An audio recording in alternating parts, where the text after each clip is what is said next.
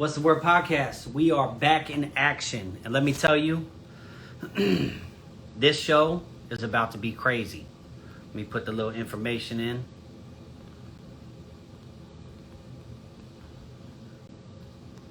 Let's see. So look, we got a crazy show for y'all. And I hope you're ready for it.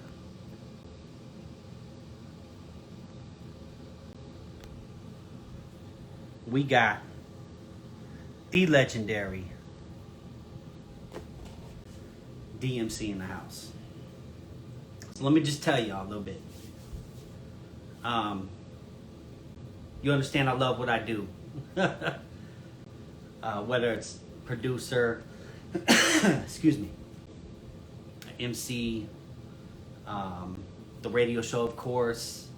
You know, a lot of people don't know this, but I do all my own graphics for all my albums and, you know, promotion for Die For and everything like that. And, you know, What's the Word podcast, the whole umbrella. So, obviously, I enjoy what I do. But let me tell you a little bit about this special episode of What's the Word podcast on this Friday. Alan, homie, I see you. I know you're ready for this, too. I don't know if anybody heard of a group called Run DMC. But this is what we're doing today. This man, DMC, between music, comic book, you name it. Legendary status. And in fact, I come on early just to hype up the crowd. But my man's already here, so I got to bring him in. Hello? There we have it. Hello? The legendary DMC in the house. How are you, my friend? I'm good. What's up? What's going on? Man, I was just, I was explaining just a second ago how much I love my job. And especially with instances like this. So first off, I want to say thank you so much for joining us and just, you know, gracing us with your presence, because this is an absolute honor right here. Thank you. Thank you. Thank you for having me. Absolutely. Absolutely. I hope everybody's safe around your way with this crazy 2020, you know. Yeah, it's hectic. It's crazy. Yes. So, let me find a stand. No, you good. Hold on 1 second. Wait, I got to stand somewhere. It's all good. I honestly, I got in a couple minutes early just to kind of, you know, get things going. So, Bookie, where the stand thing at? I can put it on a stand.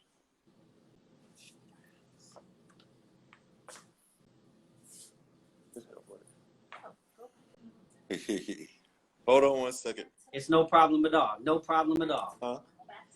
Oh, okay. Now, where you at? I'm in Los Angeles. Oh, you're in LA. Okay. Yep. That's why the time difference is. And in fact, it's a crazy story because a couple years ago, you came to Los Angeles Convention Center for Comic-Con.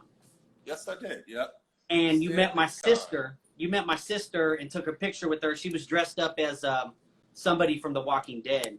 And I actually have a autographed comic book from you from the LA Convention Center from a couple years ago. Oh, right on. Okay. So, you know, hey, it was definitely dope. But to get into it, we got a lot to get into. We got the comics to get into. We got history to get into. We got the new single to get into. But one thing I got to ask that I hear in a lot of Run DMC is you guys were kind of the originators of appreciating the MC and DJ relationship in the combo. Now, from an era where the DJs were hot, what made you say, "Hey, this is a you know," because the DJs threw the party, and that's what people wanted to be back in that time. What made the, you know, in your mind, make the relationship to coincide with an MC? Well, first of all, there's no hip hop if there's no DJ. Facts. So you could have somebody rapping, but they're just rapping. It's not hip hop. I mean, you could nitpick and say, you know, what's real hip hop? You know, I don't go back and forth real. It's all hip hop, but it's not hip hop if there's not a DJ performing live. Mm-hmm. So for us, and I'm saying that to separate it from industry and commercial. Hip hop is a DJ playing the records, not on a not with CDs, It's a DJ using vinyl records and techniques and a mixer as the source of the music, with the MCs MCing doing their raps to that. That's hip hop. With or without the music business, got you. We still doing it. So for us, it's no different than it is now. People gotta understand. I'm not hating on the last 20 years of hip hop. When we came into this business, they was trying to make the the DJ obsolete. Why do you think Jam Master Jay was never on the covers? Because they didn't care about him. They didn't care about the DJ. So they put Jay on the back. If you look at the first album, there's the pictures, 3 pictures of with Jay. He's in those pictures. And then on the King of Rock album, they made him put his head down. So they was trying to make the DJ non-existent in this hip hop culture. So I'm talking about when you say hip hop, if a guy's up on stage rapping with a band, he's doing hip hop, but it's not hip hop. Yeah. So for us, it was the same thing. Just because me and Run are the front men, the guy back then means everything to this. Like these record companies wouldn't be signing none of these rappers if it wasn't for the DJ. It started with the DJ. The original DJ was the whole source. You know what I'm saying? The DJs is the big bang of this hip hop thing. So when we started out, people knew, who's this group Run DMC? But then the question was, why is 3 people showing up?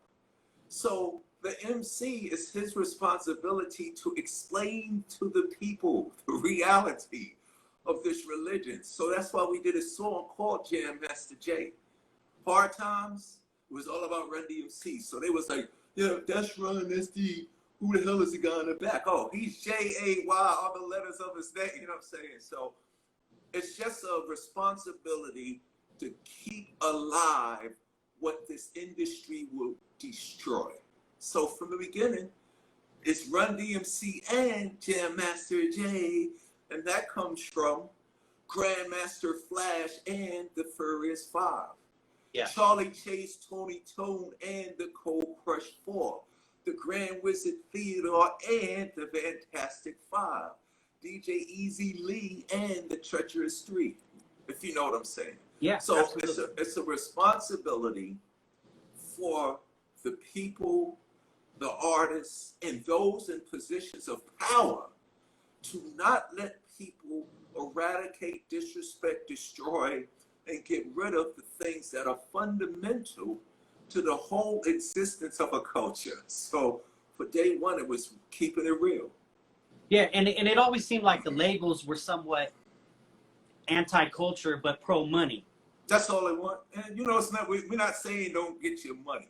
Yeah. It's the artist's responsibility. You know what I'm saying? To make sure that they don't forget who we are. It's not just about Run DMC.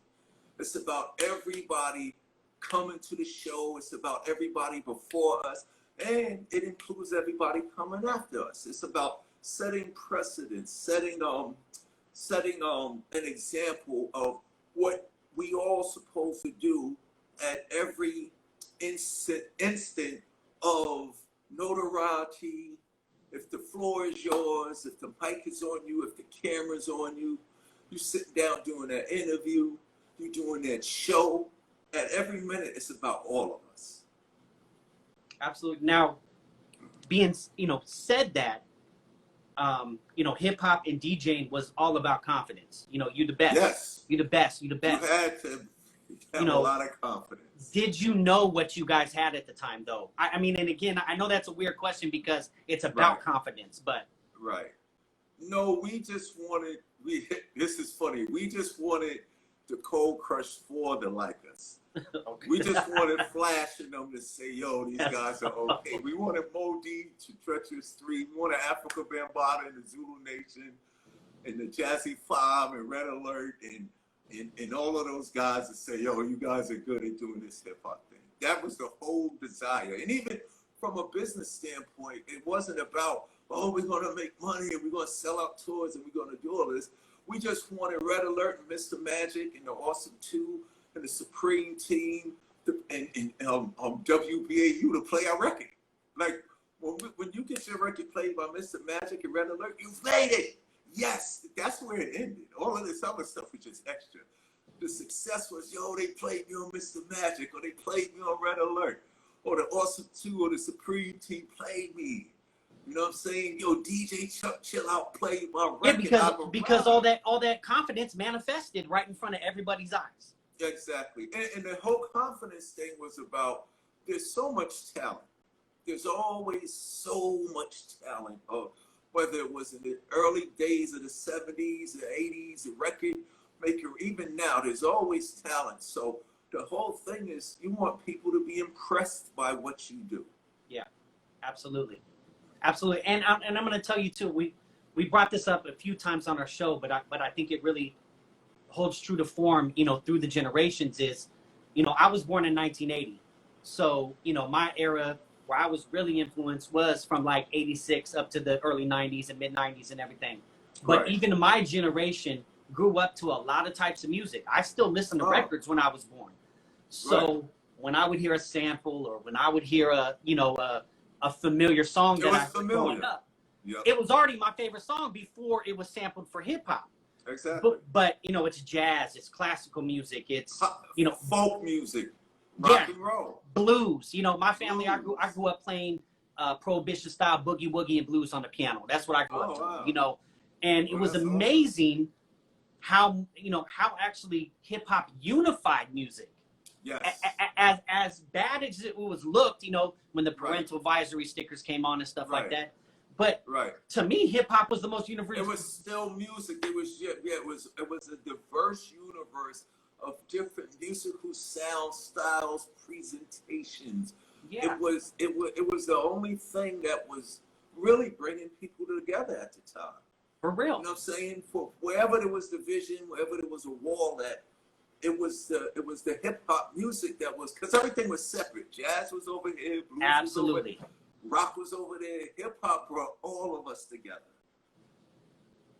and that's the beautiful thing about it, because, you know, in the early days before we was allowed to go into the studio and make records, inside the DJ crate was disco. Like, the whole world started hating disco. Disco sucks. Like, disco was huge, though. You gotta understand, disco was huge. Like, Donna Summer, the Bee Gees, Saturday Night Fever. It was a big thing in that era. But overnight, you woke up one night and it was like, disco sucks. It was all over the news. People had T-shirts. It was all over the newspapers and everything.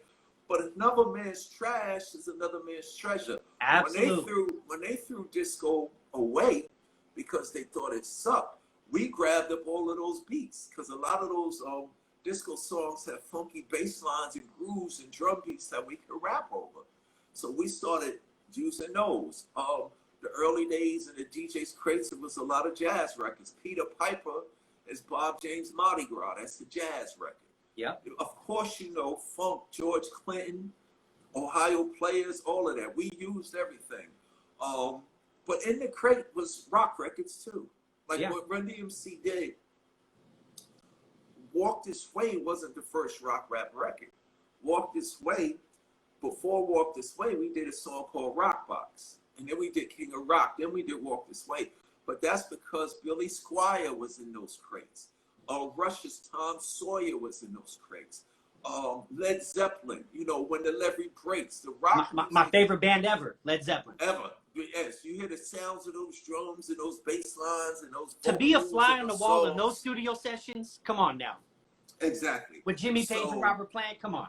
Yes, so the inspiration and the feeling and the vibes of all those records, we just utilized that as a platform to present who we are over those records. But like you said, when Steven Tyler took that mic stand and Walked This Way video and knocked down the wall that was separating rock from hip hop, or separating the white people from the black people, when Steven Tyler knocked down that wall that was separating us, I'm talking about I travel the world globally. They go, yo, D, that didn't just happen in the video, that happened in the world. So everything that we was manifesting on these rap songs was coming true, but also in a good way. You know, we rapped about, we gave the world the message, yo, life is effed up, It could be rough growing up in the ghetto. There's many situations, poverty, crime, and all gang banging, drug use, whatever. But then records like Planet Rock in hard times, and it's like that, would give us vision. And that gave birth to, you know, De La Soul and Tribe Called Quest and everybody after that. So everything that was separate, hip hop brought together, and it exploded, you know, it exploded to everybody from a MC Hammer to a Eminem and the Beastie Boys and well, I was just gonna say, you know, besides you guys, some of the first kind of rock rap I heard was like Beastie Boys' License to Ill. I think that was what, right. 86, I think?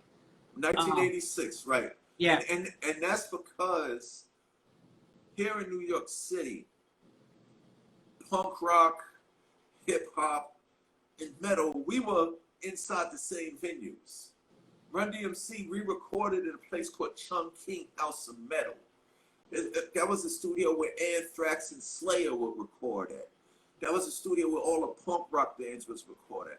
But see, people forget it was always in your face.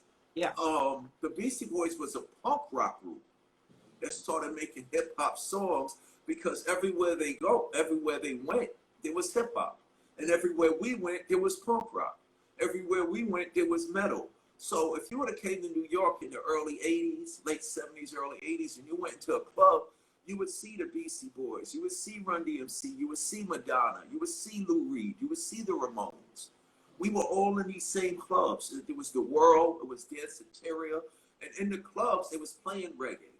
They was playing 60s and 70s music. Yeah. They was playing punk rock and metal. They was playing hip hop. So it was all this collage of different people. And it wasn't just musicians. It was writers. It was artists. Keith Haring, Basquiat,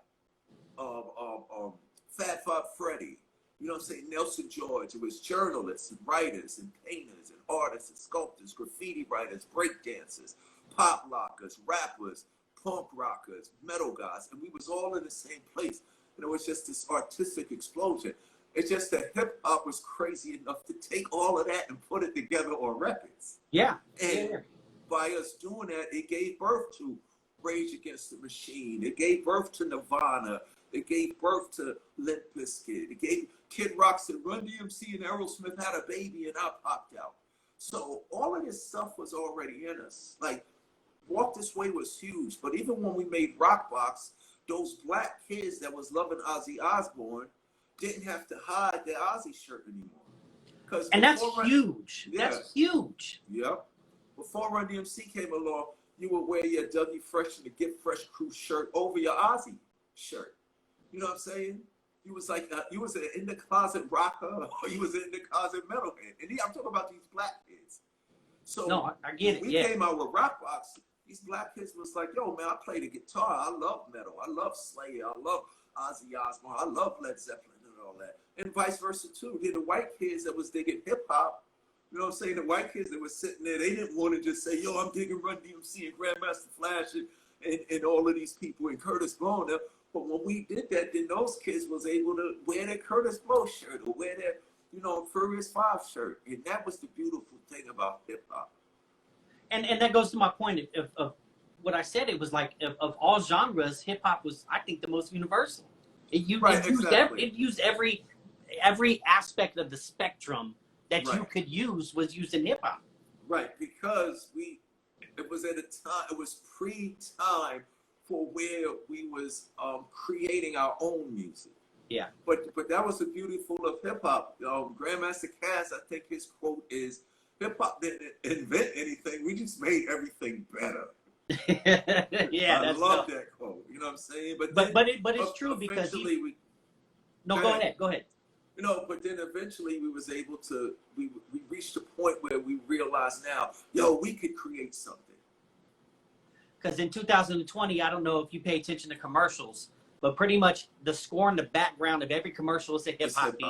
Oh, it's sure. You know, and you brought up also with the disco. If you listen to a lot of the trap, I would say percussion, the 116s, the 132s have kind of that disco swing in the background still. Oh, for sure. Yeah, it's club music. It's electronic music. Yeah.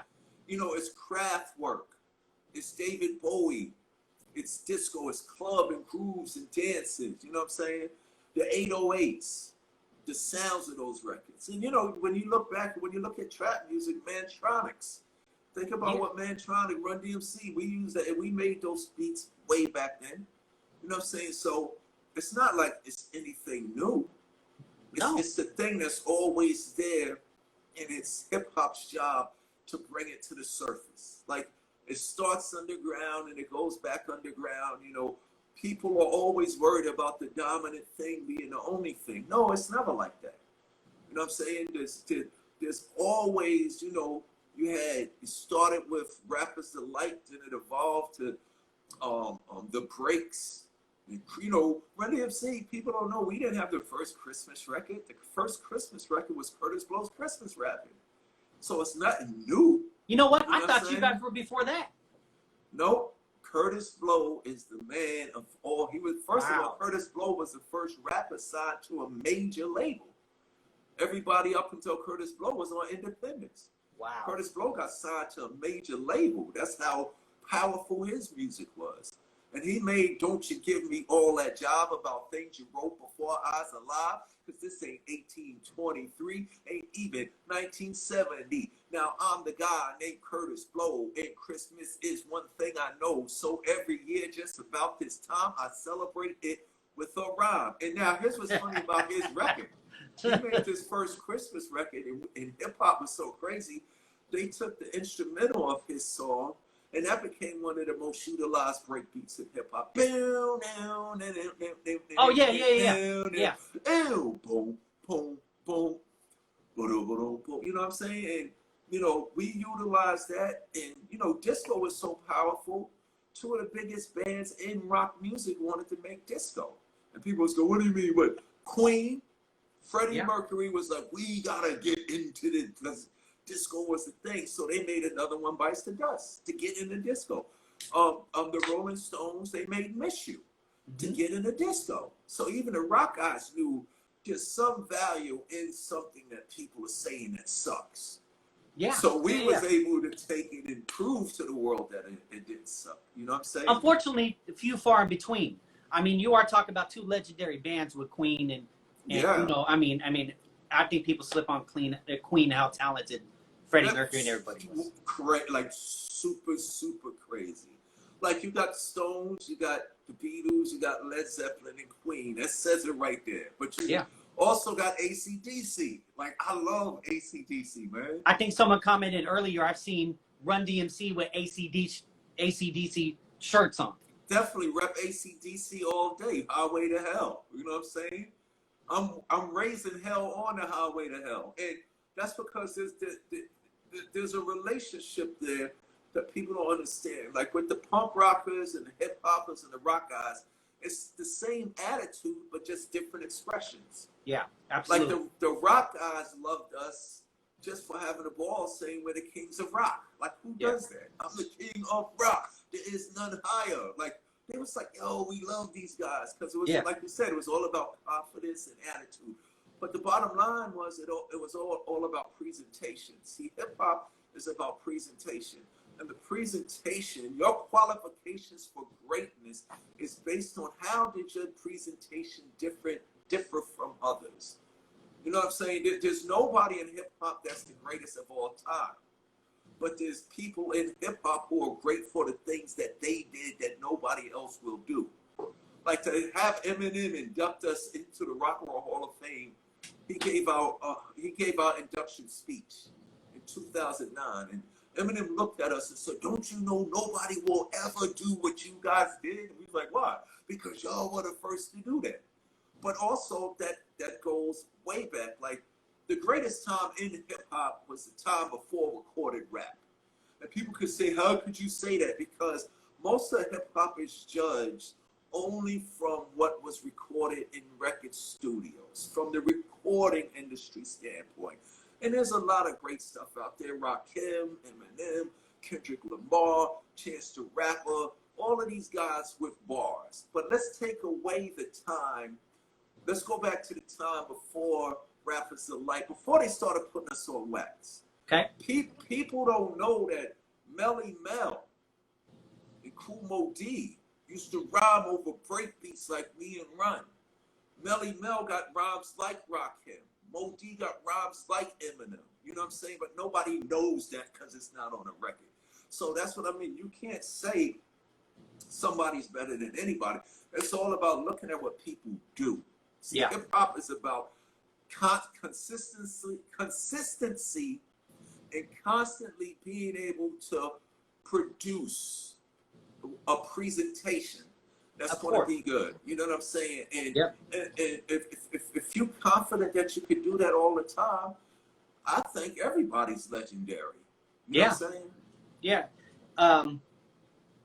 Thinking back, I think the first rapper I heard that was like this, a rapper on a record, was Blowfly.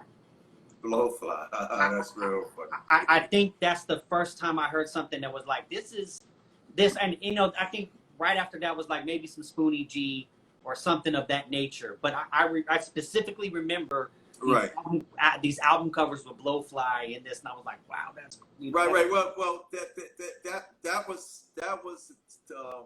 that's what they was calling. That was like before hip hop. You know, when you look back then, that was, you know, how they rapped in the street. What's your rap, man? What you rapping about? It didn't literally mean MCing. Like, see, there's a difference. They calling these guys rappers now. Rap is what we do. Yes. You know what I'm saying? We're MCs that rap. You know what I'm saying? Nowadays, though, there's rappers that just rap. Like, they just rap. Mm-hmm. It's not about having bars and doing a show. You know what I'm saying? And those early guys was, you know, like the Pimps. The Pimps. Yeah. They used to have they was fly with the rhymes. So if you're gonna consider if you're gonna say, okay, what makes a great rapper? Your wordplay, you know what I'm saying, your presentation, your flow, and all of that. Then if you really want to keep it real, Dr. Seuss is probably the greatest rapper ever. Go read some Dr. Seuss books. The way he put words together and the way he made words rhyme. You know what I'm saying? But for us, it was about the whole presentation. Is your DJ dope? Like, I don't think we can't let nobody which boils down to the first part when we started the interview. Right. You know. Right. So you can be good as your hell, but if you ain't doing what Jay's doing while me and Runners rhyming, I ain't gonna say you better than me until people say, yo, they dope. You know what I'm saying? Anybody can make a good record. You know what I'm saying? And you got to think about it like this. You can make the greatest record ever that doesn't do nothing. Yeah. But if you can walk in a room at any time, and see, the power is walking in a room and not even doing any of your recorded material. Can you put on a show for a whole hour in the streets?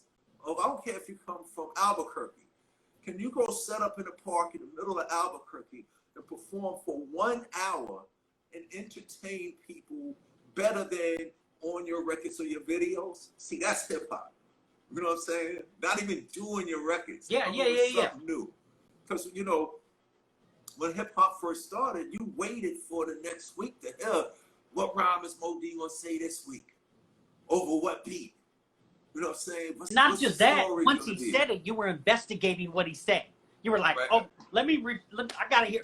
Did you hear what this dude just said? Yeah, you know exactly. What I mean? You were breaking the bar down and yeah. So it was all about being experienced. So for us, when we came along, we just wanted people to say, yo, Run DMC is the best at doing that hip hop shit.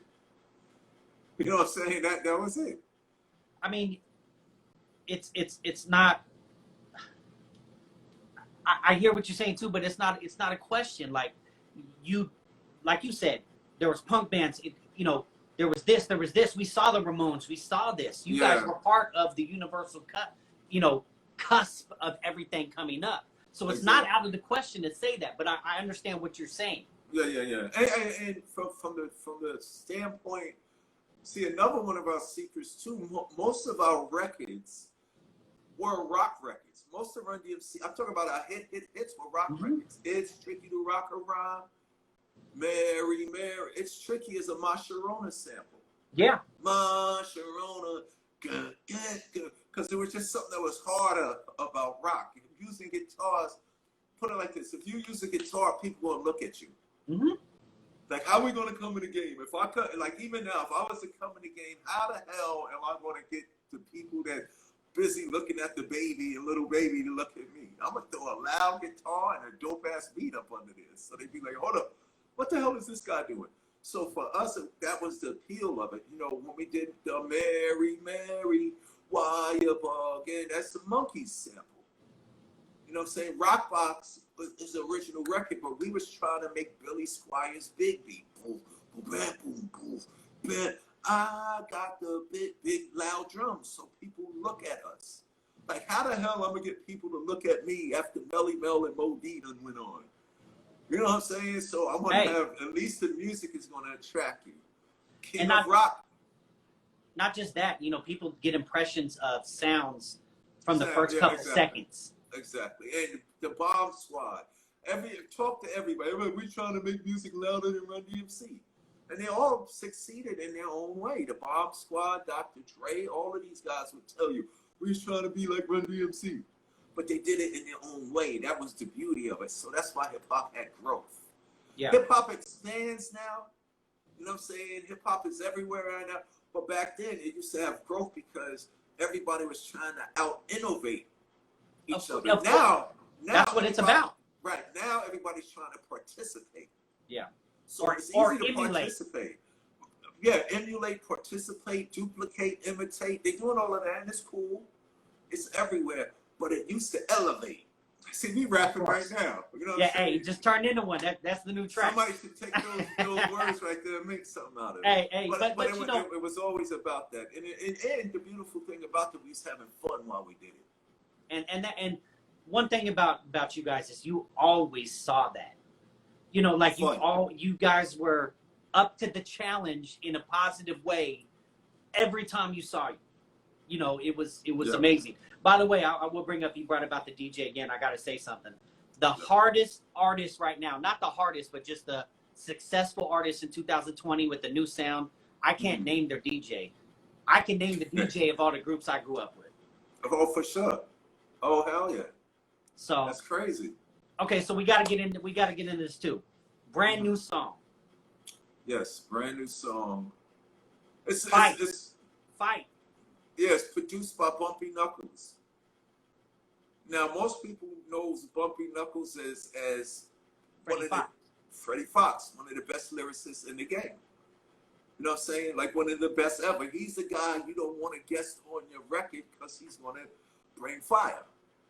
You might have to change your verse after putting Fox on the record. And Bumpy Knuckles, what people don't know about him, though, is he's one of the greatest producers ever. Like, this man knows music. I'm talking about, he knows rock, he knows metal, he knows funk, he knows soul, he knows 60s music, he knows 70s music. He's been around some of the greatest producers in the game. You know what I'm saying? From Pete Rock to DJ Premier. So, of course, he's going to learn. So, a lot of people know Bump for his bars, but he's really a great producer. And months ago, matter of fact, we made that song before Mr. Floyd got killed. Before the Jordan, we didn't drop the record. We didn't say, yo, let's make a record to jump on the band right there. We just put that record out anyway. Like, you know what I'm saying? We like to make music that's going to be anyway. But it fit what was going on at the time. So we said, yo, we should drop this right now. And we wanted to do an enthusiastic, an enthusiastic cheerlead of what you have to do to overcome.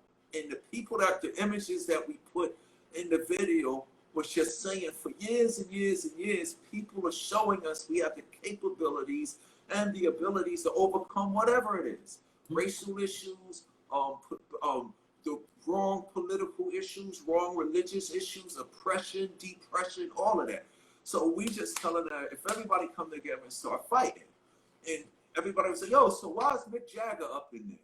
Why is Ginger Baker from Cream up in there? For people that don't know, Ginger Baker was one of the greatest drummers in rock and roll, in music.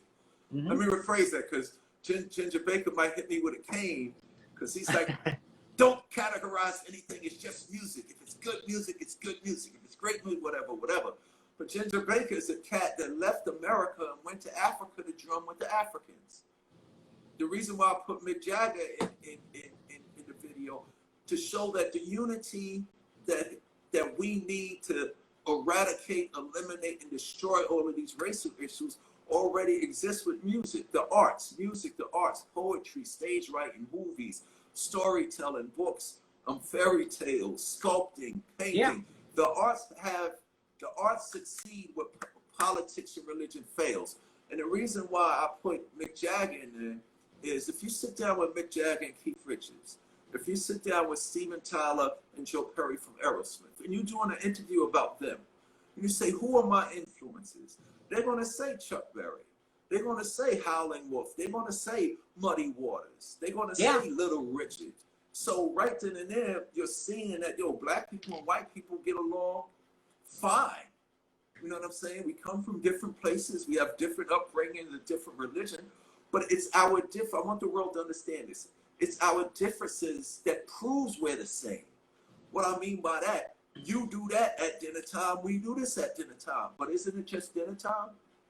So when you look at the video, these are individuals that are already, have previously, some of them were murdered because they were trying to show the world, the human beings, the truth of our existence. So we just did this video to have an enthusiastic cheerleader of everything that's wrong in this world.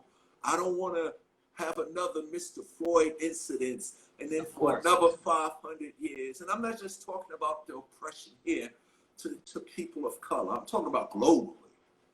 Essentially, when you look at that video, you see the Palestinian little girl with her fist up in front of the soldiers. You see people from Syria. You see people from Israel. You see all of us in this struggle. If we realize that all we have to do is fight, and the fight isn't just with violence, the fight isn't just physical, the fight is mental.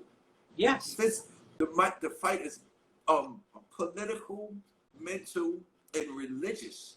Spiritual. You know what I'm saying? Spiritual. Exactly. So Bump came up with the idea for this track, and he said, we don't want to be, I can't sound like Public Enemy.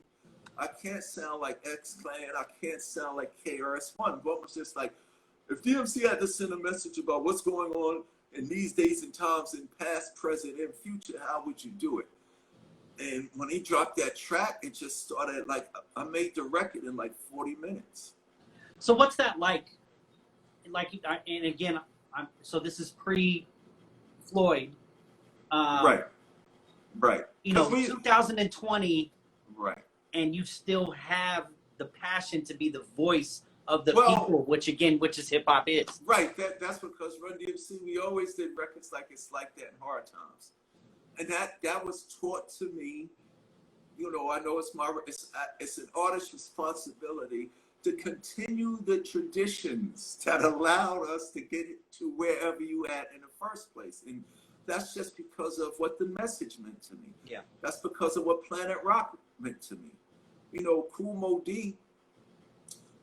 Dee like touched me emotionally, spiritually, and mentally when I think it was 1984. Yeah, 1984, the Treacherous Three did a song called Yes We Can. And it was on Sugar Hill Records, I believe, and they sampled the Pointer Sisters. And it was incredible. They sampled the Pointer Sisters song, Yes We Can. Do-ba-do-ba-do. I know we can make it. I know that we can. I know darn well that we could work it out. Yes we can. Yes we can. So that record right there, 1984, you could play that now and it's still relevant. There's no artist. I mean, there's a couple out there, but there's no artist. I found one the other day. The Undisputed Truth. Okay? There's a song, it's the main title of the song is an African saying, I'm not going to be able to pronounce it, but it was like, the friendship train is what dude was saying. And it was literally talking about like, this is about freedom. This is about... It's relevant to this day and time. 2020. So when the Treacherous Three did this record, I always talk about that. And it was just so prophetic Because when you think about it, when Obama, his slogan was "Yes, we can." Remember, Obama's slogan was we "Yes, can. we can." Yes, we can. Yeah. But even before Obama got there, Kool Moe Dee and Treacherous Stream was telling this to me. So year after year after year, there's representations of this now. With all that energy, with all that momentum, tomorrow and for the next 100 days, we should do something to make sure that everything that's wrong is changed. Because the reason why I bring that record out, it starts evil, destruction, tax deduction, price inflation, rocks the nation, and unemployment is on the rise. It's hard to find a compromise, but if it lasts like this for a long enough time, won't lead to nothing but a higher level of crime. And then they go into, like, it's brilliant. Like, nobody's writing like that now. But the thing that caught me was, on those records, they would rhyme together, and then towards the end of the record, each MC would break off and get their little showcase. So you would wait to, man, I can't wait to hear Moe Dee. I can't wait to hear Special K. I can't wait to hear Sunshine. But then Kool Moe Dee, this was 1984. He said something that blew my mind. He said, once a nobody from the neighborhood, I took a hop to the top because I knew that I would excel over the rest because I make progress. I don't consider it luck because I'm not blessed. I got my life all together, love the way that I live. Go to school really cool and I think positive because it's all right to have fun, lots of pleasures and joy, but it's a brain that separates the men from the boys. I was like, what? He said, insane. It's okay to have, like, look at all this fun that hip hop is having. It's okay, we ain't hating on that. But what are you doing with that? When Moe Dee told me that, I was like, wow. So when I made my Sucker MCs, I remembered Moe Dee. Moe Dee, it was the first time that I heard somebody talking about he go to school and he was cool. Go to school really cool and I think positive. Because everybody else prior to me that was just talking about I sell drugs, I got arrested. So when I heard Moe Dee say that, that was powerful to me. So when Run passed me that mic on Sucker MCs, I wasn't even supposed to be on Sucker MCs. That's why I only rhyme at the end. Run rhyme, that was Run alone. When he said DMC and if you're ready, the people rocking steady, I'm driving big cars, get your gas from Getty. I had just got accepted to St. John's University. So Moe Dee made it all right because look, I can't rhyme about selling drugs because I'm not no drug dealer. I've never been to jail. You know what I'm saying? No, I can't rhyme about stuff that I wasn't doing. Plus, I didn't want nobody later on in my career to come check me. So I was like, I'm DMC and the place to be. I go to St. John's University. Everybody was like, yo, that's so St. John's in the house. Like, it's all about taking the essence and elevating, you know, being innovative and creative and elevative with it. And that's basically what it's all about. It's amazing. It's amazing. Okay, so we got more to get into. Yeah. The comic book. Yes. What made you get into that first off? And then people should go see the fight video. It's on YouTube right now. Oh, yeah, absolutely. Share with your friends and families. There's 2 cuss words in it, but I only curse when I'm trying to make a point. I'm not cussing just to be cussing to make you think I'm tough. I only use the cuss words to drive a point, but it's a record that everybody should check out. And then after you hear it, go do something. Go help the kids in the orphanage. Go help the kids in school. Go help the kids. Go help somebody struggling in these hard times with this coronavirus. It's all about being inspired and doing something now for the rest of your life. Don't just, oh, let me go work with the camp kids this summer. Nah, after you work with the camp kids, what you gonna do next? That's a 75% of what I do is not on stage. So listen to the fight song. There's so many ways that we can fight without guns in hands. Absolutely. And for real, all my followers, please go listen to it. Look at the imagery. You see it all the time, but you know, see it with inspiration behind the words. And see yourself in those positions. Yeah, absolutely. And you know, one thing I love about the video is you usually see those images on the news. Right. And you're hearing something different. Right. When they're played. So you know, go listen to something that makes a difference, if you you know, if you will. So definitely Fight Out everywhere. Go to YouTube, go get it. The comic book game. Tell me a little bit about this. Well, that's a crazy story. About 3 years ago, I went up to Atlantic Records, Warner Brothers Atlantic Records here in New York for a music meeting. And a friend of mine introduced me to this guy named Riggs Morales. And I walked into Riggs' office, and Riggs Morales, who, by the way, worked with Eminem at Shady Records. Riggs Morales was Eminem's head A&R guy for the rise of that great Shady Records empire. And by the way, shout out to my man Eminem. Love you, my brother. He's a fellow comic book geek and nerd. So the best only rocks with the best. But I went to this meeting with Riggs Morales, and he was like, yo, before we start talking about business and music and all of that, I usually don't fan out. And he used these words, but D, you was like my superhero, man. The way you sounded and the way you look with the Adidas suits on and the leather blazers and all of that. He said, I just want to know because I'll never get this chance again. And he was like, what was it like when you was a kid? And I was like, I went to Catholic school my whole life, and all I did was read, collect, and draw comic books. And when I said comic books, he was like, comic books? I was like, yeah, comic books. He said, comic books? I was like, yeah, comic books. So we sat there and we talked about comic books for like 3 hours. And I grew up in Queens. He grew up in the Bronx. You know what I'm saying? I'm this black kid in Queens. He's this Latino dude from, you know, the city in the Bronx. And we saw that before hip hop, we had a lot in common. You know what I'm saying? We love Marvel comics. DC was cool. Superman, Green Lantern, The Flash was one of my favorites to read and draw. Justice League, Batman, I love Batman. Batman was the first comic book that I ever brought.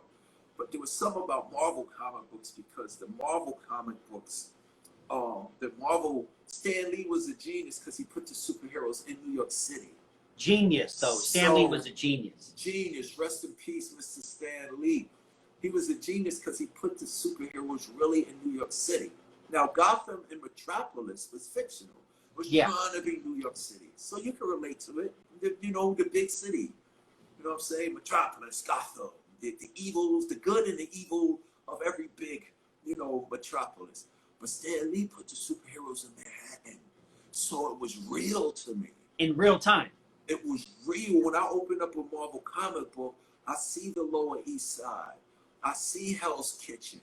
You know what I'm saying? I see Harlem. I see Uptown. I see the Empire State Building and the World Trade Centers. I see 42nd Street and Park Avenue. And I see Central Park. So for me as a little kid, it showed me the world that I lived in, but I couldn't go see for real. Yeah. Of course. So all of that, Rich was like, yeah, man, me too. And it was just something, Marvel just had this, I think Marvel had this other vibe because Stan Lee made New York City a character in the universe. Yeah. So it's something that you could identify. It was a part of the emotion of what was going on to begin with. Right, exactly. So he's reading those comic books. I'm reading the comic books, as well as a billion other people in the world. You know what I'm saying? Then you get the explosion. You know, when you look at Wu-Tang. When Wu-Tang came, there was people that didn't even care about hip-hop. Not that they didn't like it. They didn't care about it because, I don't relate to hip-hop. But just for the Wu-Tang talking about Kung Fu movies, it made Kung Fu fans pay attention to them and start liking them. And those Kung Fu fans found out, yo, we just like Method Man and Ghostface and Raekwon. You know what I'm saying? I'm talking, you could be from Poland, you could be from Puerto Rico, you could be from China, Japan. Now, you don't have to rap. You don't have to be into hip-hop. Yo, me and Meth, we both love Kung Fu movies. Absolute facts. So, you know, it was comic books, it was the TV shows, you know, whether it was Fred Flintstone and Bugs Bunny and Woody Woodpecker. So we had all of these things in common. And then it was the music, our mothers and fathers' music, and then our older brothers and sisters' music. But then this thing called hip-hop comes over the bridge. You know what I'm saying? To wherever. Whenever you first heard hip-hop, and then you looking at these break dancers and graffiti artists, it was like the comic books came to life. Yes. So it was all of this energy that was there. So I was just that kid. Comic books, and now I got this thing called hip-hop. So I created my alter ego, Easy D. You know what I'm saying? And that's why I said on Here We Go, they used to call me Easy D because I rapped on the mic so easily. But now they call me DMC. I changed my name to DMC because of GMC, Grandmaster Cash and the Cold Crush. So it was like the same, right? Yeah, it was the same way. I never knew that. I never knew that. I used to be Easy D because it was easy for me to rap and my name started with a D. But then I heard the battle tape of the Cold Crush 4 versus the Fantastic 5 MCs at Harlem World.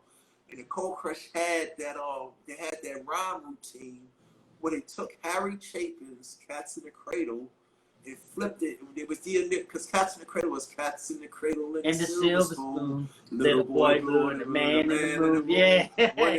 But they took it and flipped it with the initials of my name of GMC.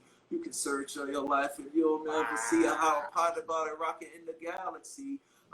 First and never, last, what's your name? I'm the Grandmaster Cash. Well, hell, the initials of my name are JDL. I want to go to heaven before I go to hell, and I'll be pushing more power than a Duracell, better than the oldest and the newest. What's your name? My name is Jerry D. Lewis. So I was like, oh, that's that Cat in the Cradle record, because it was familiar melodies, but they was taking it and they was transforming it into this super powered presentation of music, sound, and words and stuff like that. Yeah. So I was Easy D, and I was Grandmaster Get High, because I was a DJ at first. So my DJ name was Grandmaster Get High, because you didn't need Old English or weed to be intoxicated. My music will get you high. And then I was Easy D. I was actually writing rhymes to myself. But then when I heard the Cold Crush, I was like, yo, D from Daryl, MC from McDaniels, I'm going to transform into the devastating mic controller, because now I'm no longer Daryl McDaniels from Hollis, Queens, New York. Yeah. DMC, devastating mic controller. That came from Stan Lee teaching me something about life. And this is important to adults. But I always tell kids this. I said I was attracted to these comic book guys because I saw myself in them. You know what I'm saying? When I was reading the comic books, it was the first time that I saw educated people that were badass. Tony Starks, Reed Richards, Peter Parker. They were smart and educated. Yeah, you know what I'm saying? Yeah. Bruce Wayne. You know what I'm saying? They had their little problems. They was awkward in life. They had little issues they were dealing with. But it was the first time that I saw people that was like badass. So hip-hop gave everybody the opportunity to become something else like these superheroes. So I told Riggs all of that. He was totally blown away. He was sitting there like, yo, this is crazy. So then he said, yo, D, you should put out a comic book. And I said, no, hold up, wait, stop right there. Nah, you ain't gonna get me in trouble. I see what you're trying to do. He was like, yo. He was like, yo. He was like, yo, what's the matter? And I said, I don't want my fellow geeks and nerds, people that love comic books, that love the culture, comic books, that love pop culture, thinking just because I'm a rapper with a hit record, I can do something else. Because a lot of times we have a bad habit of doing something else and ruining it. Yeah. Doing it in district, like I didn't want to commercialize it. Yeah, of course. Yeah, so he was saying, yo, G, that's honorable of you. But he said, check it out. You're not doing this as a business. You're not doing this as the next thing in your career. He said, you're not even doing it as DMC, the rapper. He said, you're doing this as Daryl McDaniels, the little kid who loved comic books even way before he loved hip-hop. And I was like, wow, I didn't think of it like that. Then he said this. He said, the reason why you should do this comic book is because you can do with this what you've been doing with your music all these years. And I was like, what you talking about, Riggs? He said, you can inspire, educate, motivate, and entertain people. And I was like, oh, wow. He said, you could do the same thing that you're doing with your records, but now you're giving people something to hold in their hands or something that they can look at on their phones and read. It's colorful like graffiti.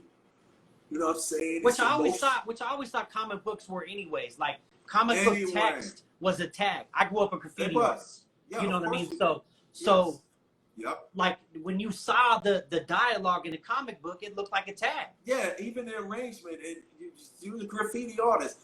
Every graffiti artist would put a Snoopy up in their piece, or a Spider-Man hanging up down, or Batman hanging up here. So it was already the same thing. So I said, Riggs, okay, I'll do this with you, but if we do this, here's what we're gonna do. We're going to do it as a celebration and a tribute to what makes comic books incredible to whatever generation.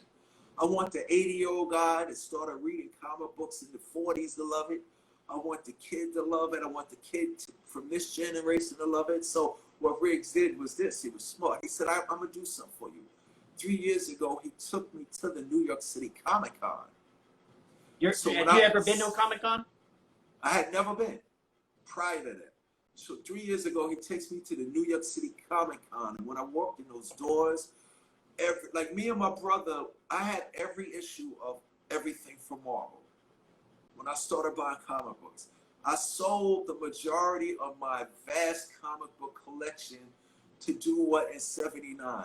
To get 2 turntables and a mixer so we can have DJ equipment like all the other kids on the block. Because when me and my brother was growing up, we had a little problem. We didn't sell weed. So all the kids that sold weed and all the dudes that sold weed, they could get the brand new turntables. So me and my brother, we wasn't in the streets like that. We was like, I know what we're going to do. We got 1 million comic books. So we did a comic book sale just to get 2 turntables and a mixer. Wow. But for me, Riggs was like, yo, we're going to do this. We're going to put out a comic book. And then I was a little naive, too. I was like, yeah, we're going to create this DMC universe, and then we're going to take it to Marvel and DC. He said, nah, don't forget DMC. You hip-hop. We're going to do this ourselves. So 3 years ago, I self-published my DMC comic book, and Rick said, yo, you can't use Marvel, you can't use DC, you can't use Image, you can't use Valiant, you can't use Milestone. What are you going to call your comic book company? I was like this. I was like, oh, wow. I was like, yeah, I can't use Marvel. He said, D, you can't use Marvel. I was like, shut, man. So I was like, oh, DMC. I said, I know, I got it, Riggs. I'm going to call my comic book company Daryl Makes Comics. DMC. And Riggs was like, yes. See, this is so good. It's all coming together. That's so perfect. Yeah, it was so perfect. It was already there. So the fact that we are all products of pop culture, the fact that we are all Jackie Chan and Bruce Lee and Five Fingers of Death, Shaolin monks, fans, Lost in Space, Star Trek, Star Wars, Powerpuff Girls, whatever it is, all of us, that's what brings us together. It's the creative energy and the visions and the sounds and the feelings that unite us as one. So I started a comic book company to do at the same time what I've been doing with my music all these years, which is to just communicate people and give them stories where they can see themselves, where they can find something that if it don't relate to them, it relates to something that's going on in their lives. Maybe they can solve a problem. Maybe they could change history. Maybe we could, stop all the wrongs that's in the world. Just like the comic books, what people don't realize, the comic books were ways that we could discuss and have dialogue about things that we are afraid to talk about in the first, such as race relationships, hatred and bigotry and bias and prejudice. Like the X-Men is a good example of that. Absolutely. The X-Men are hated by the humans because there's something else. They're different. That's, you know what I'm saying? So it all falls in. There's issues of Spider-Man where Stan Lee talked about the drug epidemic. Hey, D, I don't mean to cut you off, but they about to cut me off. Yeah, I know. We could go forever. Ever. Yeah, but the comic is out now. You can find it at any comic book store. You can find it online. Look, they're giving me 1 minute, 17 seconds. It's saying to me. I really appreciate. I mean, I can't tell you. I want to have you back on the show. We got much more to talk about, for sure. No, I'm gonna come back on because we dropped Fight, but the next record I'm dropping, produced by Bumpy Knuckles, is a record called Me and My Microphone, featuring DMC, Chuck D, Ice-T, and DJ Jazzy Jeff. The video and the single is coming in 3 weeks. Get out of here. Get out of here. Yeah, I'm coming back to talk about that. We're coming back on. Okay, so we do it. Look, thank you so much for everything you've done. Me, man. Thank you for coming on the show. Thank for everybody that was tuned in. Yes, I'll definitely be in touch, my friend. I'm Thank you so much. coming back with Me and My Microphone. Let's go. I'm with it. You gotta bring Bumpy on too. Yeah, we have Bumpy on the show too. Oh, nice. Okay, cool. So yeah, he's part of the fam. So thank you All so right. much. We got 30 seconds. I love y'all. Man, salute to you. We can be in touch. Thank you so much. Keep on rocking, brother. I definitely will. Thank you for everything you contributed. Bye-bye. Peace. All right, people. I got 10 seconds. What's the Word podcast? We're going on vacation next week. We out. DMC in the house. What's the Word podcast? Peace.